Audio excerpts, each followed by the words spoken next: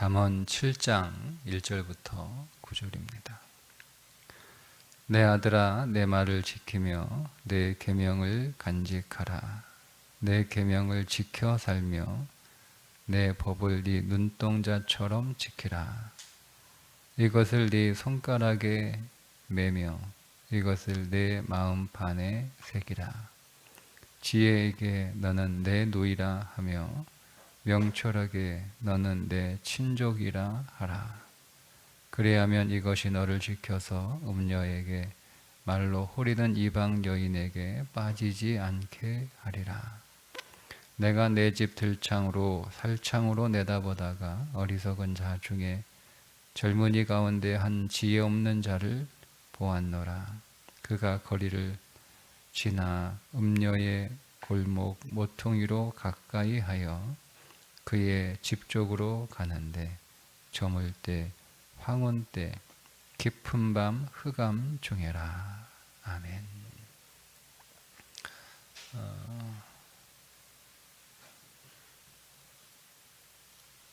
7장 1절부터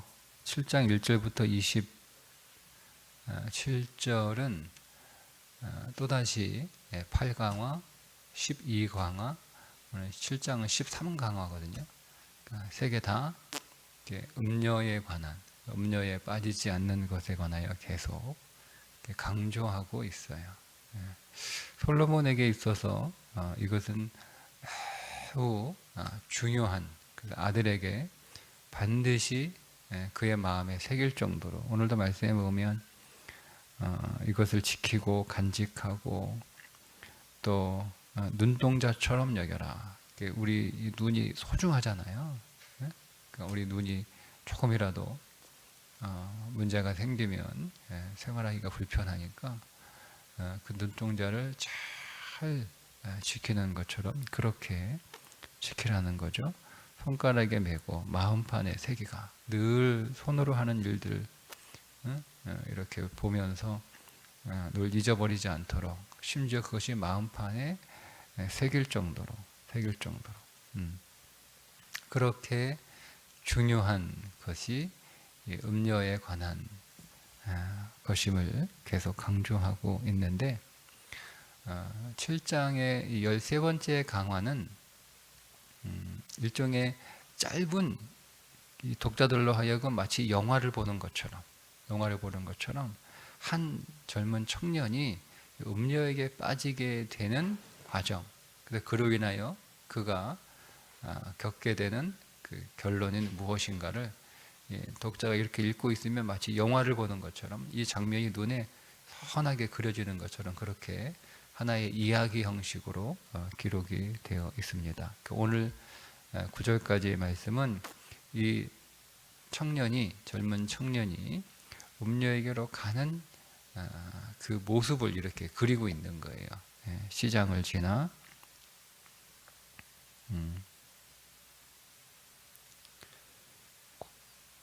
골목 모퉁이로 들어가 음녀의 집 앞에 탁 서는 장면.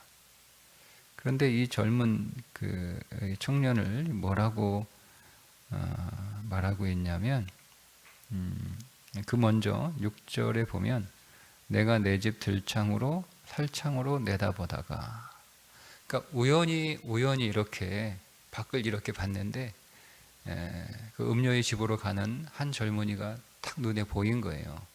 근데 이게 누가 저 집에 가나 이렇게 탁 뚫어지게 지켜보고 있다가 본 게 아니고, 그냥 집에서 있다가 밖에 보이는 창으로 이렇게 봤는데 한 젊은이가 그 길로 가고 있는 거죠. 여기서 주는 그 의미는 뭐냐면, 많은 젊은이들이 그 길로 간다는 거예요. 많은 젊은이들이.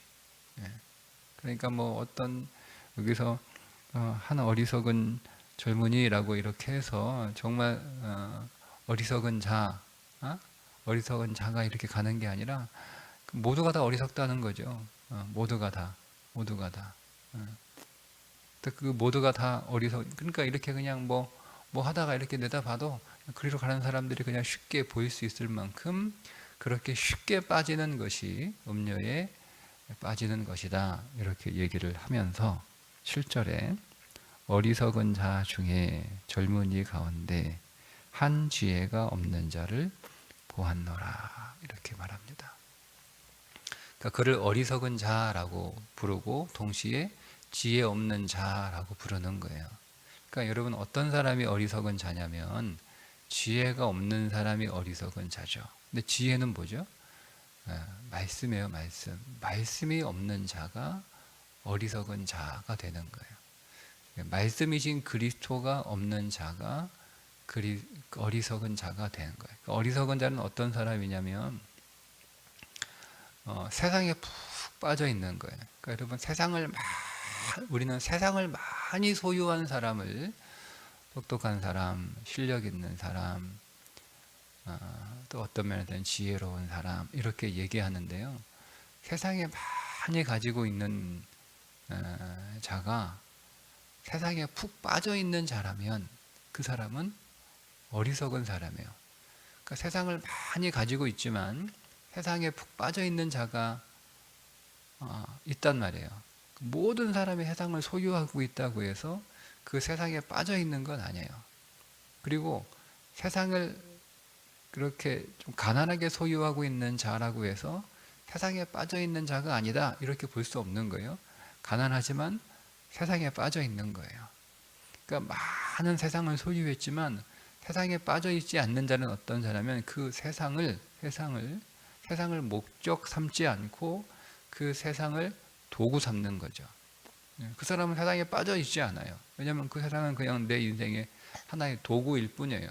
하나님 나라를 향하여 내가 이 땅을 살아가고 있고 이 땅에 많은 자원들을 하나님이 내게 주셨으니까 그 자원을 하나님 나라를 향한 목적으로 사용하는 사람, 그 자원들을 자기 자신이 그리스도의 신부로 더 조성되는 일에, 그리스도의 형상으로 빚어져 가는 일에 그 많은 자원들을 사용하는 사람은 그것이 자기를 만들어가는, 자기를 그리스도의 신부로 만들어가는 하나의 도구로 사용하는 사람은 세상에 빠져 있는 자가 아니죠. 그런데 그것을 많이 가지고 있는데 그것이 세상에 푹 빠져 있는 사람은 그냥 그것이 목적이 되는 거예요. 그것이 목적이 되는 거죠. 세상에 빠져 있는 자예요. 근데 그런 사람은 성경 뭐라고 얘기하냐면 어리석은 자라고 얘기하는 거예요. 지혜가 없는 자다라고 얘기하고 있는 거죠. 그게 세상에 빠져 있는 자는 성경은 아무리 많은 것들을 가지고 있다고 하더라도 그는 성공한 인생이다라고 말할 수 없는 거예요. 제가 잠언을 이렇게 계속 묵상을 하면서 그동안 생각해 보지 못했던 그 생각을 하게 됐는데 그게 뭐냐면 솔로몬이 어쩌면 실패한 인생일 수 있겠다는 생각을 해봤어요. 그러니까 우리는 솔로몬은 실패한 인생이라고 생각하지 않잖아요. 거의 대부분의 사람들이 솔로몬은 성공한 인생이라고 그렇게 말합니다.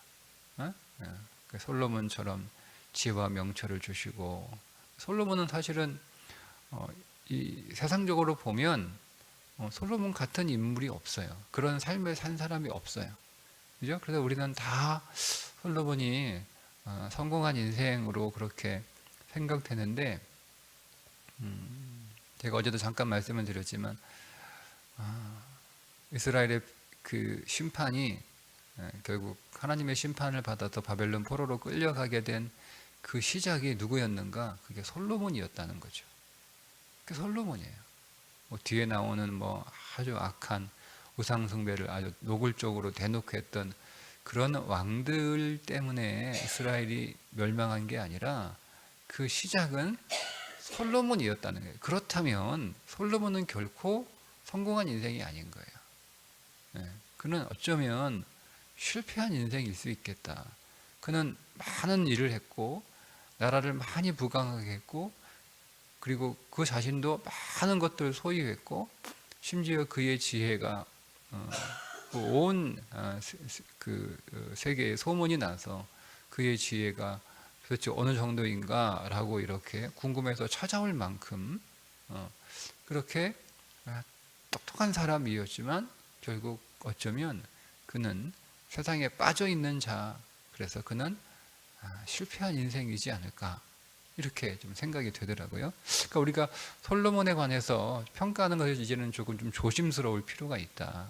왜냐하면 우리가 솔로몬을 너무 성공한 인생으로만 여기게 되면 그 솔로몬이 살아왔던 그 삶에 성경에서 부정적으로 보고 있는 부분들을 우리가 너무 간과할 수 있지 않겠는가 하는 좀 생각이 들었어요. 오늘도 이제 그런 의미에서 솔로몬이 많은 세상의 자원들을 소유했지만 어쩌면 그는 세상에 빠져 있는 자였기 때문에 처음부터 그런 건 아니죠. 그가 처음부터 세상에 빠져 있는 자는 아니었어요. 그런데 그는 결국 세상에 빠져버린 삶을 살게 되었던 것이고, 그래서 그는 어리석은 자라는 거예요. 솔로몬은 지혜가 뛰어나고 명철이 뛰어난 사람이었다라고 하는 평가를 받고 있지만 그는 결국 세상에 빠져버렸기 때문에 성경은 그를 어쩌면 어리석은 자로 볼 수도 있겠다라고 하는 거죠. 그러니까 여러분, 우리가 어떤 사람이 어리석은 자냐? 그 안에 지혜가 없는 자, 말씀이 없는 자, 말씀이신 그리스도가 없는 자가 어리석은 거예요. 그렇게 되면 세상에 빠질 수밖에 없다는 거죠. 그러니까 사람 안에 있는 욕망은요, 다 욕망이 있잖아요. 여러분, 욕망이 없는 사람이 누가 있어요? 그 욕망은 꺼지지도 않아요. 욕망은 계속 불타올라요. 욕망이 식어지, 뭐 나이가 든다고, 뭐 세월을 내가 많이 지났다고 해서 그 욕망이 우리 안에 식어지느냐? 저는 그렇지 않다고 봐요. 끝까지 죽는 마지막 순간까지 인간에게 꺼지지 않는 것이 있다면 저는 그게 욕망이라고 생각합니다. 그것은 계속 뜨거워지고 계속 불타는 것 같아요. 근데 그것을 잠재울 수 있는, 그것을 통제할 수 있는 건 사람의 의지와 노력으로 되는 게 아니라는 거죠. 내가 아무리 여러분 그 욕망을 꺼트려 보려고 해도 오히려 욕망은 더 불타오르고, 내가 아무리 여러분 그 욕심을 좀 조절해 보려고 해도 욕심은 더 커지기 마련이다는 것을 저는 저 스스로에게 이렇게 바라보게 됩니다. 언제까지 이렇게 될까? 아마 죽는 순간까지 욕망과 욕심은 내가 이길 수 없겠다라는 생각이 들어요. 근데 그것이 지금 통제되고 있는 힘이 무엇일까? 제 의지나 노력으로 되는 게 아니라는 거죠. 말씀이에요, 말씀. 내 안에 말씀이 강하고 내 안에 말씀이 풍성하면 그 욕망과 욕심을 그 말씀이 통제해 주시는 거예요. 그러니까 내가 무슨 뭐 노력을 해서 내가 뭐 어떤 수행을 해서 뭐 되는 게 아니고, 내 안에 말씀이 있으면 그 말씀의 욕망을 통제하는 거예요. 말씀이 그 욕망을, 욕심을 다스리고 있는 거죠. 그래서 안전하게 우리가 살아가고 있는 거지. 그렇지 않으면, 말씀이 우리 안에 없으면 우리는 우리 안에 계속 꺼지지 않는 이 욕망과 욕심의 불들을 이길 수 없다는 거예요. 그러니까 우리는 어리석은 자의 삶을 살아갈 수밖에 없죠. 그게 어리석은 자라고 하는 거예요. 어리석은 자, 젊은이, 지혜 없는 자라고 하는 거죠. 그러니까 말씀이신 그리스도가 그래서 우리 안에 계속 충만히 부어지고, 우리 안에 말씀이 계속 들려지고, 그 말씀이 오늘 우리 안에 계속 생명으로 역사하지 않으면 우리는 똑같이 어리석은 자 되어서 이 세상에 빠질 수밖에 없다라고 하는 거죠. 8절에 보면 그가 거리를 지나 음녀의 골목 모퉁이로 가까이 하여 그의 집 쪽으로 가는데, 그러니까 이게 이렇게 우연히, 그러니까 지금 그 장면이 뭐냐면, 이미 이 젊은이는요 목적지가 정해진 거예요.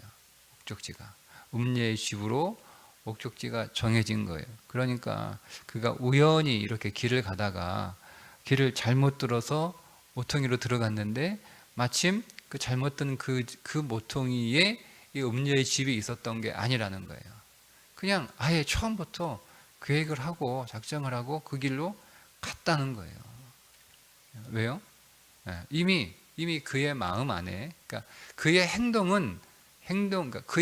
이런 행동이 일어나기 전에 이미 그의 마음 안에 뭐가 있었다는 거예요? 음녀를 향한 욕망이 있었다는 거예요. 그러니까 그의 마음이 이 어리석다라고 하는 말이 텅 비었다라고 하는 뜻이거든요. 마음이 텅 비어 있는 거예요. 근데 그 텅 빈 마음에 뭐가 있는 거예요? 음녀를 향한 욕망이 있는 거예요. 그래서 오늘 솔로몬이 계속 이 계명을 손가락에 매며 이 계명을 내 마음판에 새겨라라고 얘기하는 거예요. 마음에 이것들을 계속 말씀으로 마음을 계속 말씀으로 채워놔야 되는 거예요. 그래서 무릇 지킬 만한 것보다 더욱 내 마음을 지키라. 이에서 내 생명이 난다라고 4장 23절에 계속 얘기하겠던 거죠. 그러니까 우리의 마음을 어떻게 다스리느냐? 여러분은 우리의 마음은 다른 종교에서처럼 수행하고 참선하고 뭐 명상하고 해서 마음이 다스려지는 게 아니에요. 그냥 그건 그냥 꾸정물 그냥 가만히 놔두는 거하고 다를 바 하나도 없어요. 여러분 그냥 꾸정물 가만히 이렇게 놔두면 다 가라앉죠. 다 가라앉죠. 그러니까 여러분 우리도요 참선하고 수행하고 명상하고 가만히 이렇게 가만히 조용히 있으면 그냥 우리 안에는 모든 감정들은 다 이렇게 가라앉아요. 다 가라앉아요. 그렇게 해서 내 마음이 이제 다스려졌다.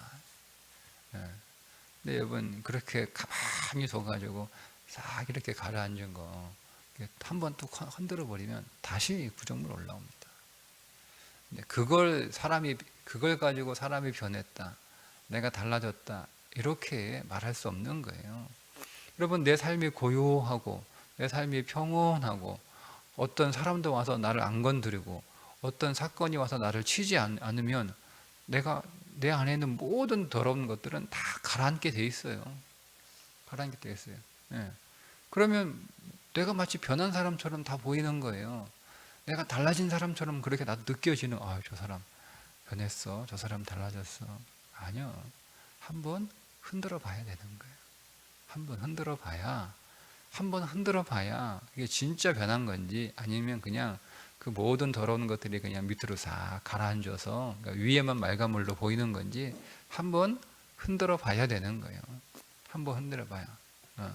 그래서 겪어봐야 되는 거예요. 내가 사건도 겪어보고 사람도 겪어보고 그래서 파도치는 인생의 풍랑 가운데 한번 들어가 봐야 되고 그래서 확 흔들렸는데 옛날하고 똑같은 게 또 올라오면 똑같은 사람이에요. 성경이 말하는 건 그런 변화를 말하는 게 아니에요. 이 모든 것들이 다 어떻게 된 거예요? 그냥 예를 들자면 그냥 정수기에 다 걸러지는 거예요. 깨끗한 물만 나오는 거죠. 가만히 둬도 깨끗한 물이에요. 정수기로 뽑아도 깨끗한 물이에요. 근데 정수기로 뽑은 물은 아무리 흔들어도 없어요. 안 올라와요. 원래 깨끗하니까. 가만히 둔 물은 깨끗한데 흔들어 버리면 올라온단 말이에요. 그러니까 이게 본질적으로 다른 거예요. 그래서 의인은 없나니 하나도 없다라고 하는 말씀은 무슨 얘기냐면 사람은 아무리 수행하고 명상하고 참선하고 해도 사람은 다 죄인이라는 거예요. 다 꾸정물 가라앉는 것뿐이라는 거죠. 성경이 말하고 있는 의인은 이게 다 끝난 거예요. 처리된 거예요. 그런데 우리가 그렇게 되려면 여러분 우리 마음 안에 생명이신 말씀이 계속 들어와서 그 말씀이 내 안에 충만하지 않으면 우리 안에 있는 옛 사람의 모습들은 계속 나오는 거예요. 계속 나오는 거예요. 그걸 여러분 내가 통제할 수 없다. 소용없어요. 뭐 아무리 많은 수행을 해도 소용없어요. 그러니까 우리 안에 말씀이신 그리스도가 계속 더 충만해지고 그분이 더 확장해지고 그분이 더 강해지셔야 되는 거예요. 강해져요. 근데 이 젊은이는 그게 없다는 거잖아요. 그 마음에 그게 없는 거예요. 그러니까 이미 그의 마음은 음녀의 집에 가 있는 거예요. 그러니까 이 사람의 마음은 항상 음녀의 집에 가 있는 거예요. 항상. 그러다가 마음속으로 이게 아닌데 그러면 안 되는데 이렇게 하면서도 이거를 마음 안에 말씀이 없으니까 그 마음을 이기지 못하는 거예요. 그러면 잠시 그렇게 하면 안 되는데 그러다가 그 생각만 그렇게 하는 거지. 말씀이 그 마음을 다스리지 못하잖아요. 말씀이 없으니까 계속. 그러면 그 마음 안에 이것들이 계속 성장하고 자라서, 죄는 계속 자라거든요. 계속 자라는 거예요. 계속 자라서 이제 결국 그를 지배하게 되는 거죠. 그러면 그는 자연스럽게 그 길로 가는 거예요. 그러니까 이미 그 사람이 발걸음을 음녀의 집으로 옮기기 전부터 이미 그의 마음 안에는 음녀를 향한 마음으로 가득 차 있었다는 것을 지금 솔로몬이 보여주고 있는 거죠. 단순히 그냥 우연히 어떻게 길을 가다가 잘못 길을 몰라가지고 잘못 길을 들어서서 그냥 우연히 그 길에 들어간 게 아니라는 거예요. 여러분, 죄는 그래서 어쩌다가 우연히 나도 모르게 그렇게 되는 게 아니에요. 이미 우리 안에 그 죄가 오래전부터 있었던 거예요. 오래전부터. 그러니까 우리는 변명할 수 없어요. 내가 실수해서, 내가 잘못해서. 여러분, 그렇게 말할 수 없는 거예요. 이미 우리 안에 오래전부터 죄가 우리 안에 들어온 거예요. 그 시작이 생각이에요. 그 시작이 마음이에요. 거기서 죄가 시작이 된 거예요. 그걸 그대로 방치해 놓으면 그 죄는 계속 성장합니다. 계속 성장합니다. 그래서 그 죄가 어느 정도 힘을 얻게 되면 그 죄가 나를 움직여요. 내 걸음도 움직이고, 내 보는 것도 움직이고, 내 입술도 움직이고, 다 움직이는 거예요. 나를 그 위로 데리고 가는 거예요. 그래, 우리는 항상 우리 안에 죄가 시작되지 않도록 항상 말씀으로 우리를 더 충만하게 해야 되고, 설사 우리 안에 어떤 죄가 시작되었다 할지라도 우리 안에 그것을 우리가 그리스도한테 인정하는 거예요. 하나님, 제 안에 죄가 시작되었습니다. 인정하는 거예요. 말씀이 우리 안에 떨어져서 말씀이 심겨져 그 말씀이 자라나야 되는데, 죄가 떨어져서 그 죄가 심겨지고 그 죄가 자라고 있을 때 그냥 하나님 앞에 고백하고 인정하고 이것을 주께 내놓는 거예요. 그래서 성령께서 그거를 처리하시죠. 그래서 우리 안에 더 많은 은혜들을 공급해줘야 됩니다. 죄는요, 아무것도 먹지 않아도 그냥 스스로 잘 자랍니다. 그냥 마치 잡초와 같은 거예요. 잡초를 우리가 뭐 신경 씁니까? 이렇게 텃밭에 이렇게 심어 보셨으면 아시겠지만, 내가 심지도 않은 거 계속 나잖아요. 그게 죄예요. 근데 내가 심은 것들은 내가 돌보지 않으면 자라지 않아요. 그죠? 물도 줘야 되고, 약도 줘야 되고, 계속 가꿔줘야 돼야 되는 거죠. 그래야 자란단 말이에요. 근데 잡초나 이런 쓸데없는 풀들은 그냥 냅둬도 그냥 잘 자라요. 그게 죄예요. 그러니까 우리 안에 죄의 나무가 잘려버리고 생명나무가 심겨졌단 말이에요. 그러면 이 생명나무는 우리가 돌보지 않으면 자라지 않아요. 근데 생명나무가 자라지 않으면 뭐가 자라요? 죄의 나무가 다시 자랍니다. 생명나무가 잘 자라면 죄의 나무는 안 자라요. 근데 우리가 아무것도 하지 않으면 생명나무는 안 자라요. 은혜가 계속 공급돼야 되는데, 그러니까 은혜를 먹고 생명나무는 자라거든요. 은혜가 계속 공급돼야 되는데 은혜는 공급되지 않으니까 생명나무는 심겨졌는데 계속 그냥 그 상태로 있는 거예요. 계속 그 상태로. 그러면 옆에 있는 잘려진 죄의 나무는 어찌거나 좋다 하고 계속 자라는 거죠. 아니에요. 그래서 우리는 계속 은혜가 공급돼야 되는 거예요. 말씀이 공급되고, 기도가 공급되고, 예배가 공급되고, 계속 신령한 교제를 통해서 그리스도가 일하시는 것들이 계속 우리 안에 공급돼. 그러면 생명나무는 이렇게 자라게 돼 있어요. 생명나무가 자라면 죄는 자라지 않아요. 생명나무를 계속 자라게 하는 거예요.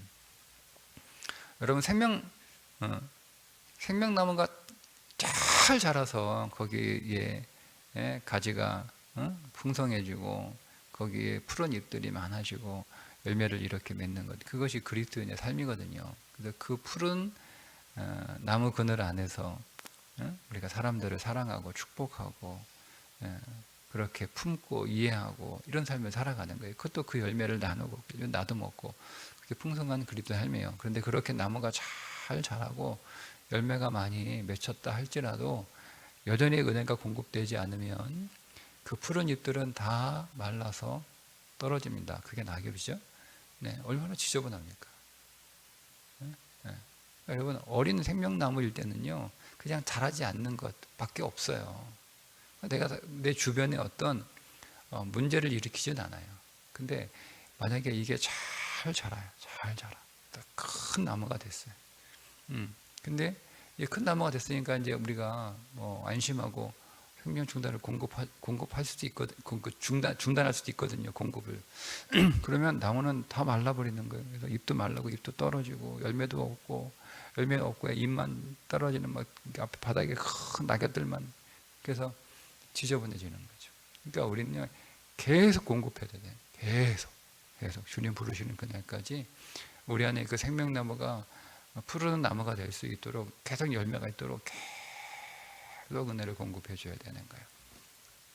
그래서 내가 그런 사람은 보지 못했으나 이론적으로 생명나무가 계속 자라고 계속 푸르르고 계속 열매가 있다면 이론적으로 죄가 없을 수 있습니다.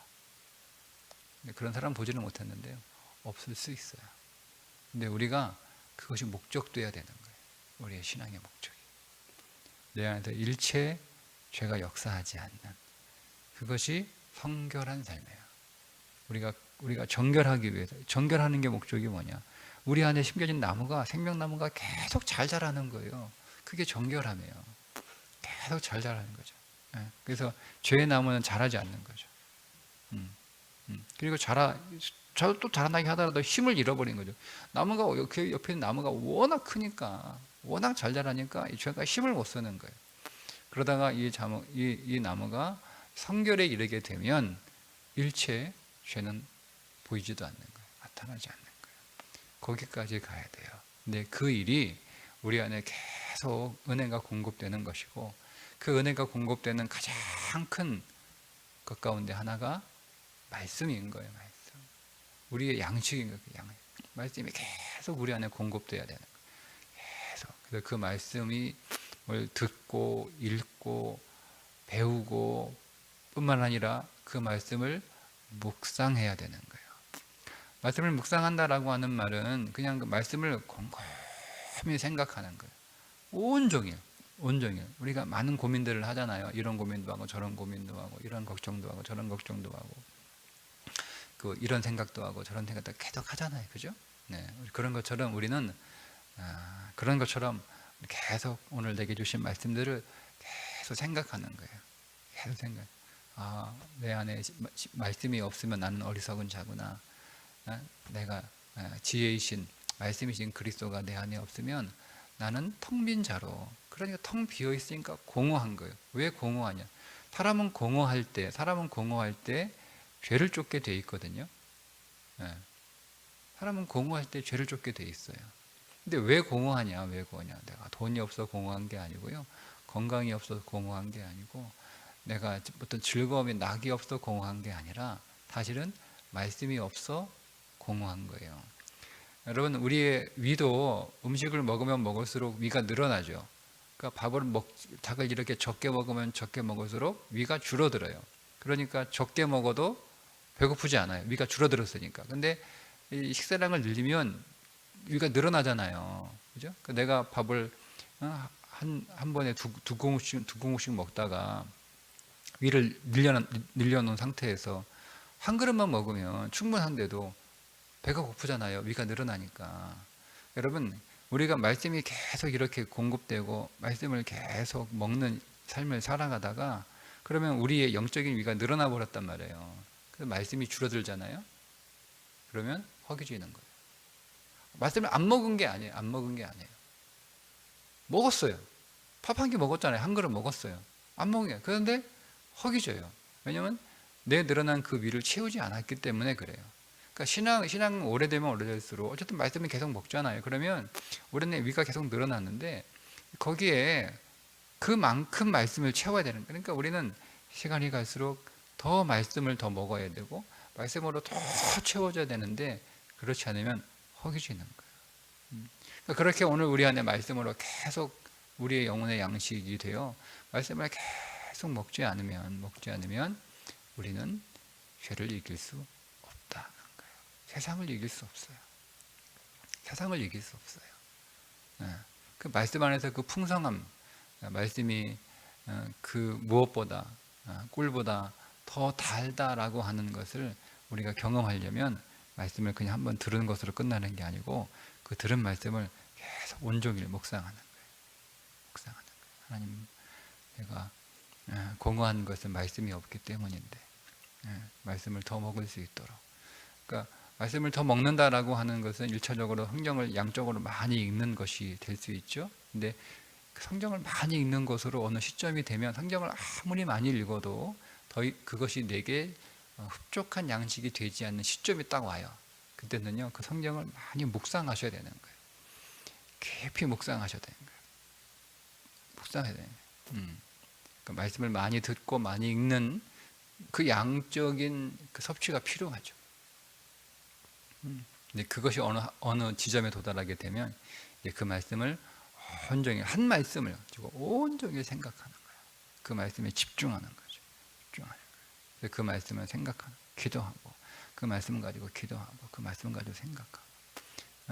그래서 그 말씀을 통해서 말씀이 한 구절인데 그 말씀을 묵상하게 되면 거기에서 엄청난 양의 말씀들이 내 안에서 생성이 되는 거예요.